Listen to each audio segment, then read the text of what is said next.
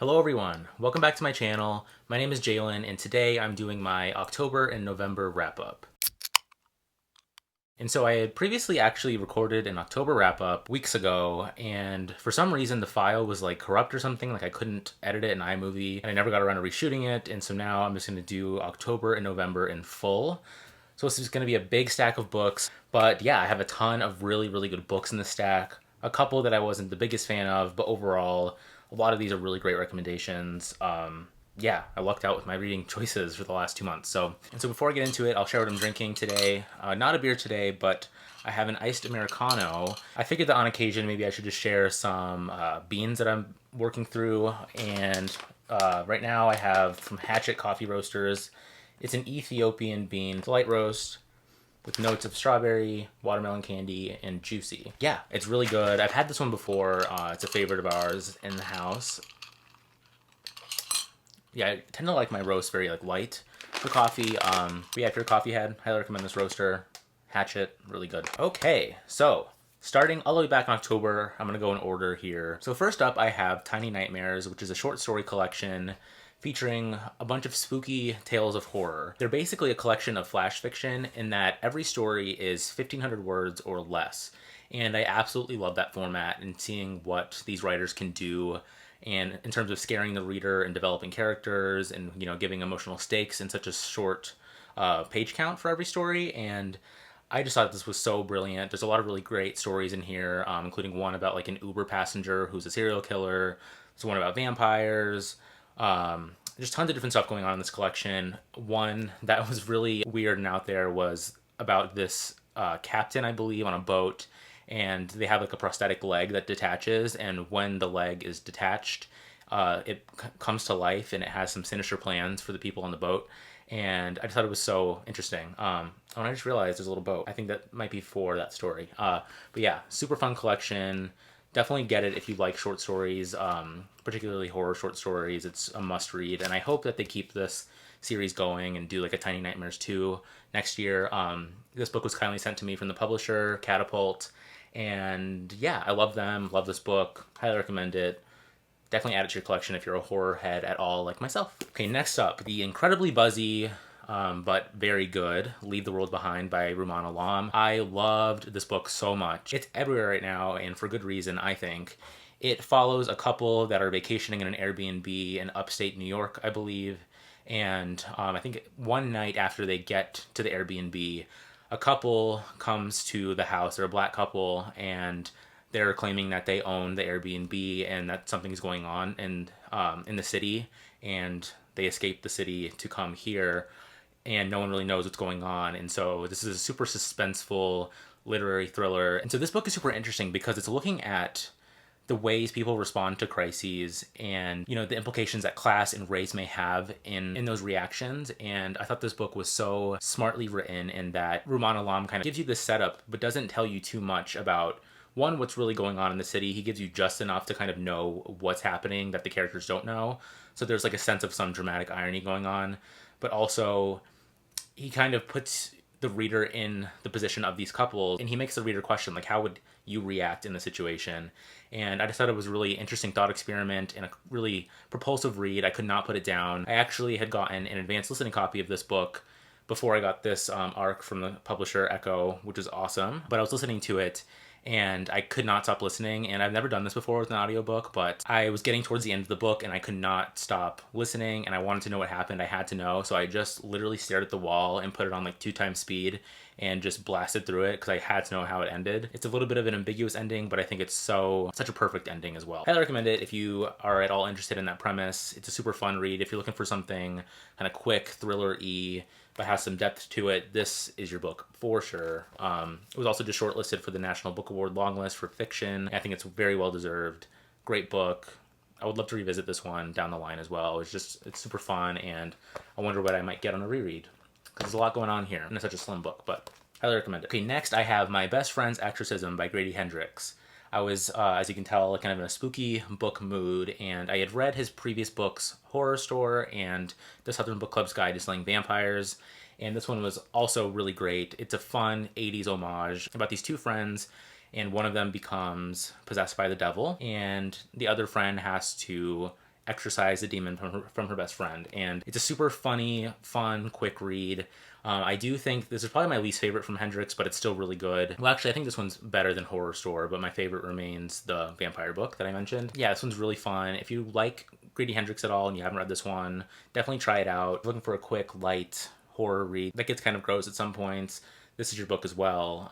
If you like kind of retro horror novels, this is a really good one. Yeah, and I can't wait to see what he comes out with next. I think he's a really great horror writer. I think he balances the line between horror and adding some, emotional depth to it as well. Like at the end of this book, I was very, very close to crying. It's just a beautiful look at friendship. And I love what horror can do in looking at different themes such as friendship and grief. Really good. Okay, next I have less of a hit for me. It's The Lola Woods by Carmen Machado, and it's illustrated by an artist named Danny. As you may know, I absolutely love Machado's work. I've read her short story collection, Her Body and Other Parties. I've read her memoir, In the Dream House, which is probably my favorite memoir of all time. And so when I heard that she came out with a graphic novel, I was so excited because I've been wanting to get into graphic novels and I haven't really yet. And I figured she is so good at horror and like weird fiction that I would love this. But I didn't really. This one is set in Shudder to Think, Pennsylvania, and it follows these two friends, Elle and Octavia, who wake up in a movie theater and don't remember how they got there. So they have some memory loss going on, and the town is super weird because if I remember correctly, yeah, the woods are full of rabbits that have human eyes, a deer woman stalks hungry girls, and there's skinless men that are in the town. And so you learn more about their friendship and them trying to uncover why women are losing their memory in the town. I didn't really care for this one that much because I felt like the characterization was very lacking. I kind of don't even really remember too much about Elle and Octavia. I appreciate that there's queer representation here. I thought that was awesome. But I felt like she could have done a lot more with this, and I wish it was more fleshed out and longer. Yeah, this collects the Lola Woods number 1 through 6. And the 5th entry gives you the entire backstory about what's going on, and it was kind of like information overload. Why is there a bird fucking... Hold on. So yeah, it was information overload in that 5th entry, and it was pretty clear kind of what was going on at one point, and then the ending was just very rushed, the 6th entry, and I just didn't really care. And I feel like the illustration wasn't my favorite. I haven't read too many graphic novels, and so or comics, I guess, and I felt like the illustrations here were kind of lacking in terms of detail. I wish I could find like the best example, but like down here, I don't know. It's just kind of like, it's gritty and somewhat like abstract, and I just wish it was a little bit more detailed, but there are some really cool illustrations here. Like, I remember in the back of the book, there's a really cool one. Like, this is sweet. Yeah, not my favorite. I wouldn't even really recommend it that much, but if you do like Carmen Machado, maybe give it a shot because she's a great writer, and maybe as the series goes on, it'll get a little bit more complex and the characters will feel more fleshed out. But as of right now, didn't love it. Next up, I have Burnt Sugar by Avni Doshi, and I absolutely love this book to death. I think it's one of the best debut novels I've ever read. It's such a brilliant family drama. And so this book looks at a daughter who is taking care of her mother who is suffering from dementia. And you learn about their very fraught relationship, and it's very antagonistic. And so you learn more about Aunt Tara's past with her mother Tara, and you figure out why it's so tense. As I was reading through this book, on a sentence level, it's just so gorgeous. And there's so much to think about here in terms of when familial relationships are so fraught and dysfunctional as theirs is. Avni Doshi kind of plays with the question of who's usually at fault. Like, is it the mother in terms of the way she raised her daughter, or is the daughter also somewhat implicated in the way she has treated her mother in the past, and kind of how do they get to where they are? And beyond that, where are they going to go in the future, and how will Antara take care of her mother who needs her at this point, but she also very much hates? There's so many good quotes in here, and I think the first sentence is iconic in my eyes. If you haven't heard it yet, it is, "I would be lying if I said my mother's misery has never given me pleasure." And that's basically the perfect opening sentence for this book because it's very tense the entire way through. And Avni Doshi's ending for this book, it almost read like a horror novel. Like, I was so like, oh my god, like this is 1, beautiful, 2, haunting, and 3, just like so perfect for the story, and just very... It's a lot. I don't know. This book is just so good, and I will definitely reread this one at some point in the future because there's just a lot packed into such a slim book. I couldn't believe that it's only like 200 and something pages. Got 220 something, 229. This one's not out in the US yet, but when it's out, or if you want to order it from the UK, I highly recommend doing that because it's so good, so worth your time. It was also shortlisted for the Booker and unfortunately lost. I would have loved to see this or Real Life win, but such is life. Okay, next I have At Night All Blood is Black by David Diop. I have a full video review of this book, and I'll put it up in the cards if you haven't seen it yet, but I loved it so much. It follows a Senegalese man who's fighting in World War I for the French, and he's black. He one day is going out of the trenches to fight in the war with his friend, and his friend gets severely attacked and injured, and he's basically laying on the floor with his guts outside of him, and he begs his friend, who's the main character, Alpha, to kill him. And Alpha, for 2 or 3 days, hears his friend pleading with him to kill him, and he doesn't do it. And so the book, from then on, looks at his, the trauma that he faced by not killing his friend and the regret he feels about not, sparing his friend from 3 days of just a very grueling death. And from there, he starts to take revenge against the opposite side, and he starts killing German soldiers at night. And every night he brings back the deceased soldier's severed hand. And once he starts doing this, his side thinks he's, a hero and that he's, helping them win. But when he brings back the fourth hand, they start to get a little bit wary of Alpha, and they start to think that maybe he's like a demon or just a bad omen for their side. And so you see kind of where it goes from there. But I thought this book was absolutely beautiful, also very slim, but it was just so moving. I read this in one sitting. I think it's only like 150 pages, yeah. But there is so much going on here.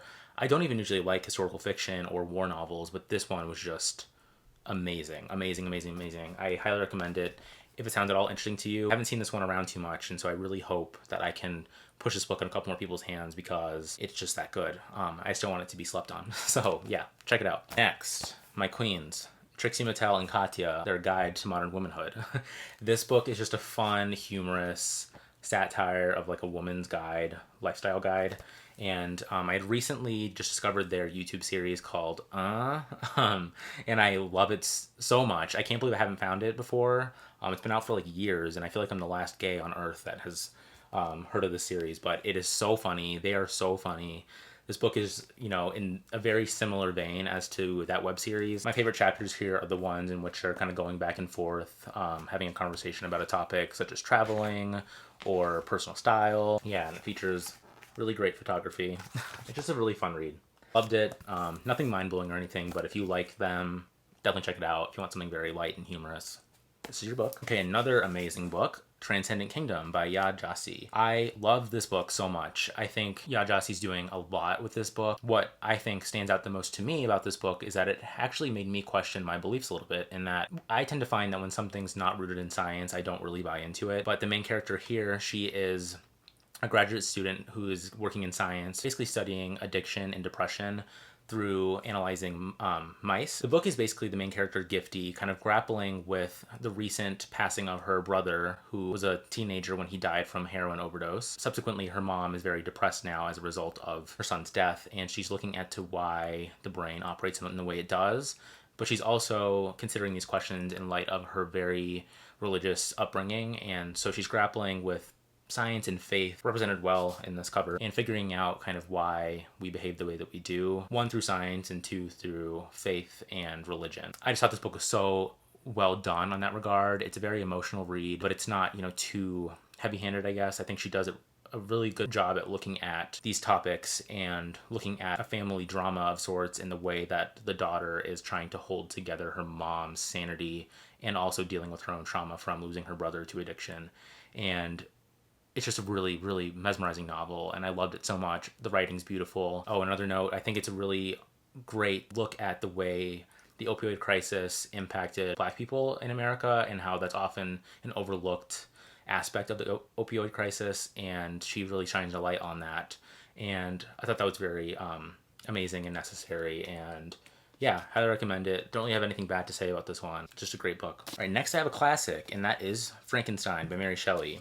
I have wanted to read this book for so long, and I finally did, and I am so glad I did because I think this book is brilliant. Like many people, I didn't really know too much about Frankenstein, the story, other than that. Like I knew the monster wasn't Frankenstein. I know Frankenstein's the the doctor who creates him. I didn't expect this to be such a interesting look at isolation and nature versus nurture and the way human beings kind of develop given, you know, their natural circumstances or the way that our upbringing kind of impacts who we are. This also is a really great book about revenge on the terms of the monster, and just there's a lot of really philosophical big questions going on in this book, and I loved it so much. I mean, I don't really have too much critical insight to give into this book. I mean, most people have read this book or know about it, and there's been tons of, obviously, discussion on it. It's a classic, but I highly recommend it if you are looking for a classic that's more accessible. I found this to be very accessible, a quick read. Yeah, I loved it. It was so much better than I thought it was going to be. Yeah, love it for sure. Oh my lord. Okay, next book is Boy Parts by Eliza Clark.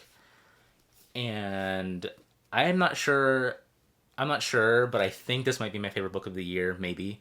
Definitely like top 3 for sure. This book is phenomenal. It is so good. It is so my thing. So this book follows Irina, who is a young woman, and she's a photographer. What her obsession is taking photos of average men that are very explicit. She is put on leave from her job working at a bar after an incident, and she ends up getting an offer from a gallery to do an exhibition. And so she's hoping that this exhibition will kind of jumpstart her career, you know, because at the time she's very involved in drugs and alcohol and a very addicted friend to her. Her name's Flo, and she's generally kind of like an unlikable person.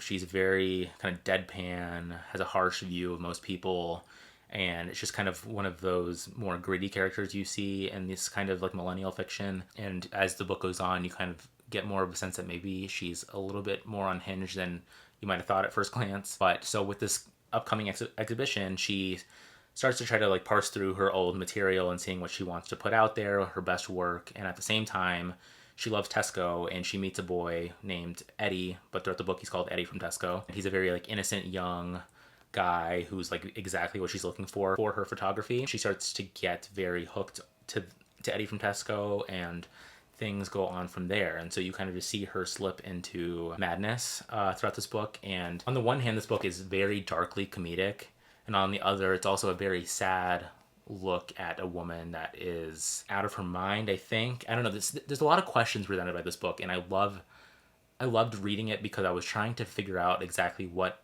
was going on with Irina and where this book was going to go. It was just such a blast to read, even when it got very queasy and difficult to read at times. This book is just so good. I feel like I'm not even giving it justice with this review, but this is like everything I look for in a novel. I love seeing people that are kind of like on the fringe of society, that are different from what, you know, we generally see in fiction, and just diving into their heads and seeing where these people go and how they think the way that they do. It's just so good, and I cannot wait to reread this one. I can't wait to see what she does next. She is phenomenal. Please check this one out if you can stomach some very unlikable narrator situation going on, and some pretty gruesome imagery throughout here as well. But I feel like this one won't be for everyone's taste, though. Kind of similar to like Otessa Moshfegh, a lot of people don't like her books because of the unlikableness of the narrator, but this one is so worth your time, I think. I just love it. It's so good. So good. Next up, I have Memorial by Bryan Washington.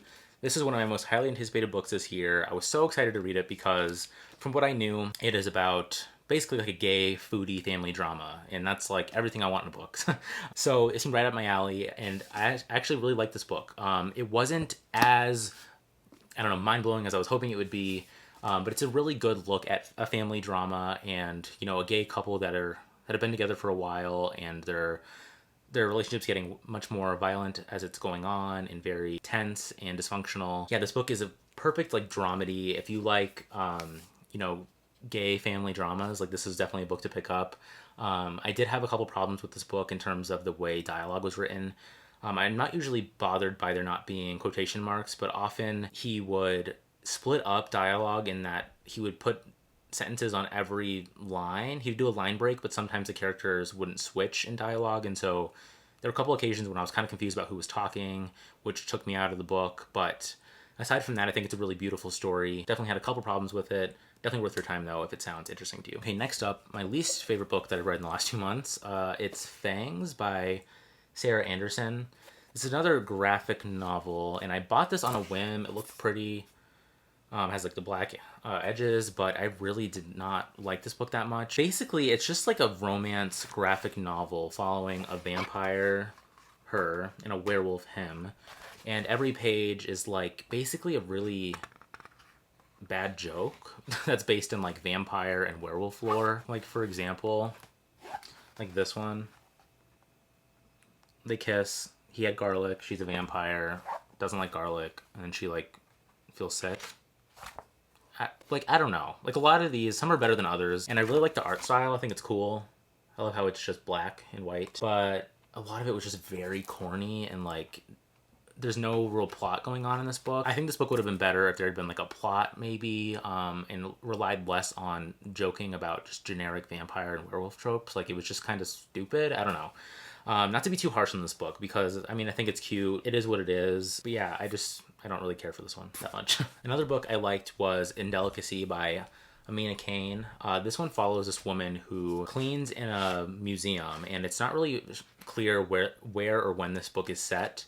However, so she's cleaning this museum, she has a friend, and she ends up marrying a rich guy, and so she leaves her job and ends up having a very wealthy lifestyle. However, she starts to kind of become self-aware of her place in society and having women now clean up for her, and in the meantime she's a writer, and so she was very excited to kind of get this rich lifestyle in which she could just focus on her writing and her work. However, she starts to kind of think a little bit more critically about where she is in her, societal stance, and you kind of see her grapple with that. That's kind of the main conflict of the novel. I really like this book. I think it's very smart, and I like that it is very ambiguous in terms of setting. It really had like a really cool vibe to it, I guess, and I really like deeply feminist book.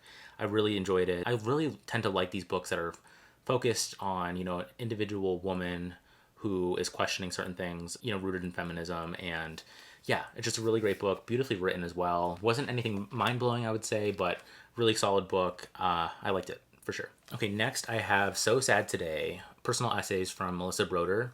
And I've been wanting to read Melissa Broder for so long, and I finally did, and this was an instant 5 stars for me. I knew kind of sort of what her writing was going to be like going into it. However, it completely surpassed my expectations. I had previously seen, like, years ago, the Twitter account So Sad Today, and I liked their tweets that were, sad and funny. And I didn't know that that was Melissa Broder, and now it makes total sense. But I really love this collection. She looks deeply at her personal life in terms of her grappling with addiction and depression, and kind of asking yourself how do you live and work through these issues, kind of figure out where you want to go in life when you're constantly feeling down and sad and suffering from mental illness, basically. And she takes a very funny look at these topics, while seriously addressing them still, but bringing some kind of light to it through comedy. And she's very she holds nothing back. It's a quite obscene collection, which I loved. I love that she didn't really censor herself by any means. I know she has a book coming out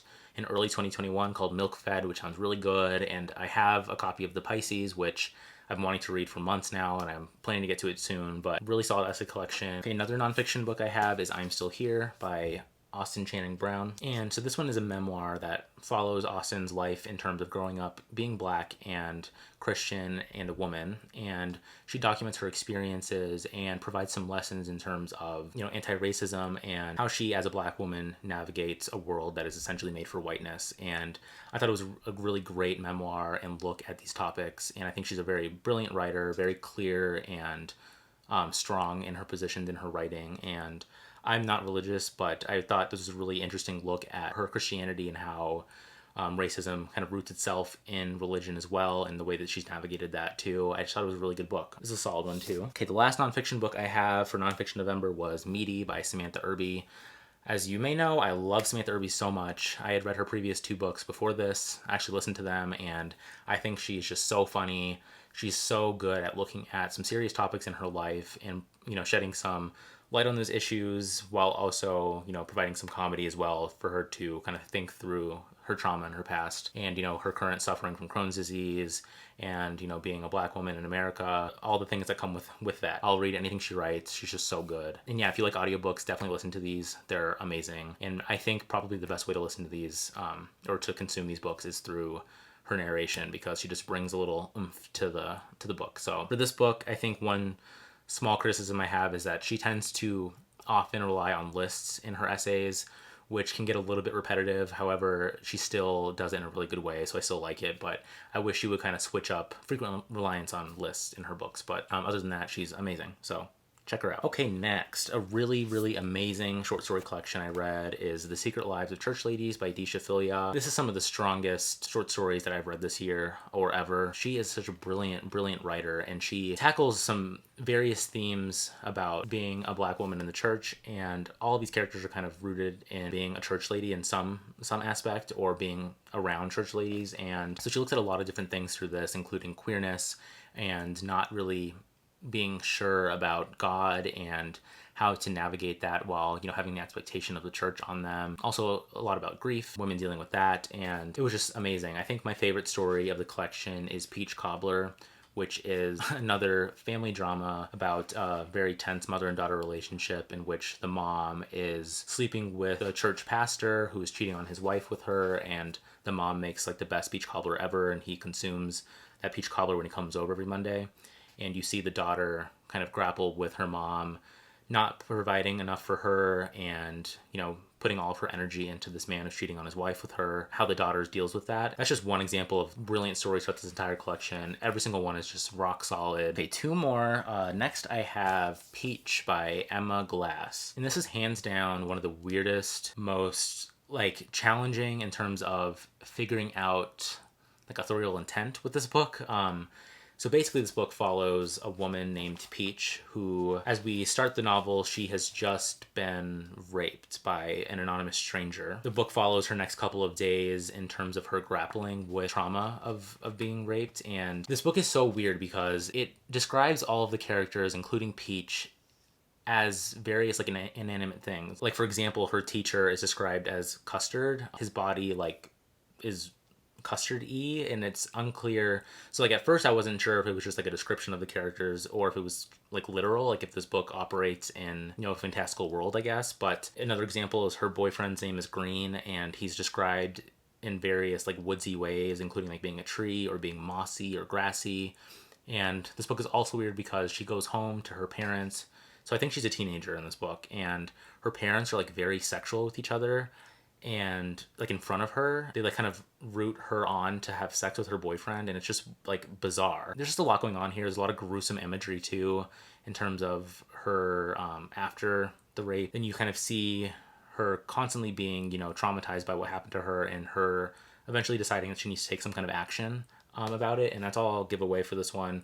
But the ending is so bizarre too, and like, so basically, I don't know if I fully understood this book, but I think Emma Glass is a really great writer. I really enjoyed her very poetic descriptions. It basically reads as like a poem. If you can't tell, I don't really know where I stand on this book, because it's talking about a very, you know, obviously sensitive issue, but it also brings in these kind of like weird, bizarre, fantastical elements that make it so strange and so hard to fully digest. And the ending was very haunting if I understood it the right way. I don't know. If anyone's read this one, let me know what you think, because I'm still kind of like, I don't know. But I do want to try her new book coming out actually this week in the US. I liked her writing enough to try that one out, even though this wasn't my favorite and it was so weird. But I guess we'll see with her next book. Finally, on a brighter note, I've read The Poet X by Elizabeth Acevedo. This is such a really beautiful and lovely YA novel. I thought it was so good, and Elizabeth Acevedo's narration was just so perfect, because the book is basically following a young teenage girl named Xiomara, and she is very interested in poetry and eventually gets interested in slam poetry.